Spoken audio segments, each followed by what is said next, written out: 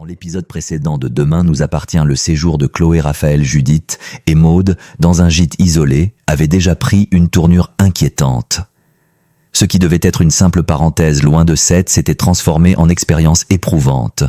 Des orages violents avaient coupé les routes, perturbé les communications et plongé la région dans un isolement inquiétant. À cela s'étaient ajoutés des bruits suspects en pleine montagne et une sensation persistante d'être observé. Le malaise s'était installé sans jamais éclater franchement, rendant la situation encore plus oppressante. Dans le prochain épisode, cette tension diffuse continue de s'épaissir. Rien n'explose brutalement, mais chaque détail devient lourd de sens. Les silences s'allongent, les regards se chargent d'inquiétude, et l'atmosphère du gîte devient suffocante. Chloé et Raphaël ont le sentiment grandissant que quelque chose leur échappe. Les explications de Basile, leur hôte censé les rassurer, produisent l'effet inverse. Plus ils parlent, plus le doute s'installe. Au petit matin, Basile apporte le café et Chloé saisit l'occasion pour revenir sur l'événement qui les a profondément marqués. La nuit précédente, sous l'orage, elles sont certaines d'avoir entendu la voix d'un homme crier au secours. Une scène encore très vive dans leurs esprits. Basile ne semble ni surpris ni déstabilisé. Il fournit aussitôt une explication précise.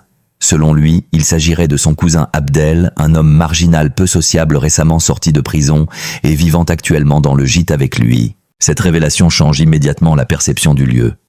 Loin de rassurer, elle accentue le malaise.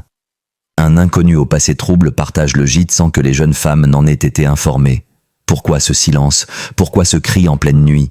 Et pourquoi ces explications arrivent-elles si tard? Chloé et Raphaël encaissent, mais le doute s'installe durablement. La situation se tend encore lorsqu'elles demandent à utiliser le téléphone pour joindre leurs proches. Le besoin de contact avec l'extérieur devient urgent. Basile leur annonce que la ligne est coupée à cause des intempéries. Une explication logique en apparence, mais qui tombe comme un couperet. Sans réseau, sans voiture et sans aide immédiate, elles se retrouvent coincées dans un lieu qu'elles ne contrôlent plus. À 7, l'inquiétude commence elle aussi à monter. Jordan s'alarme de ne plus avoir de nouvelles de Judith. Il alerte Alex qui tente d'abord de relativiser.